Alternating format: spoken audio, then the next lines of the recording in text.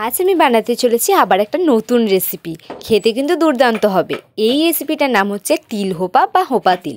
তোমরা যেটা খুশি সেই নামই ডাকতে পারো। তো চটাপট দেখে নাও রেসিপিটা।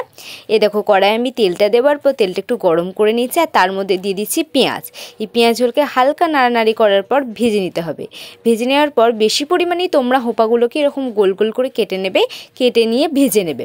হালকা করে ভাজা হওয়ার পর ঢাকা দিয়ে রেখে দেবে। অন্যদিকে তিল নেবে, আমি কিন্তু পোস্তর কথা বলছি না। যারা তিল খেতে ভালোবাসো না তারা এইভাবে একবার রেসিপিটা করে দেখো, আমি গ্যারেন্টি বলে দিচ্ছি তোমাদের খেতে দুর্দান্ত লাগবে। তো তারপর আমি কড়াইটাকে থেকে ঢাকনাটা তুলে নিয়ে সেটা ভালো করে আরেকবার নেড়ে ওই যে তিলটা বেটেছিলাম সেই তিলের জলটা দিয়ে তার মধ্যে একটু নুন দিয়ে দিচ্ছি, এবং এটাতেই অল্প পরিমাণ চিনি দিয়ে দিয়েছি। চিনিটা তোমরা নাও দিতে পারো, তবে চিনিটা দিলে কি হয়, একটু মিষ্টি হয় খেতে আর সুন্দরও লাগে। তো এটাকে আবার ঢাকা দিয়ে নিয়েছি। আর এই হোপা তোমরা অনেকে খেতে ভালোবাসো না, আমার কিন্তু খেতে ভীষণ ভালো লাগে, কেননা এর ভাজা বা এই ধরনের তিল হোপা এটা কিন্তু আমার মা দুর্দান্ত বানায়। তাই চটাচট রেসিপিটা দেখে একবার বাড়িতে অবশ্যই ট্রাই করো, তা নাহলে একদম ভাল লাগবে না।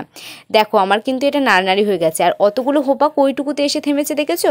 তাই বলছি বেশি বেশি করে হোপা দিয়ে এই রেসিপিটা করো, তাহলে অল্প পরিমাণে সেটা কমতে কমতে চলে আসবে। তো তারপর আমি সর্ষের তেল দিয়ে দিয়েছি কিছুটা, দিয়ে ভালো করে নাড়ানাড়ি করে দিচ্ছি। এবার গ্যাসটা একদম লো ফ্লেমে করে ভালো করে নাড়ানাড়ি করে নিতে হবে। তো নাড়া হয়ে যাওয়ার পর এটা দেখবে একটা টাইট পোস্ত টাইপের চলে আসবে। তো এই ধরনের রেসিপিটা বা এই পোস্তটা শুকনো ভাতের সাথে খেতে কিন্তু দারুণ লাগে। কেমন লাগলো ভিডিওটা কমেন্টে লিখে জানিও। বাই।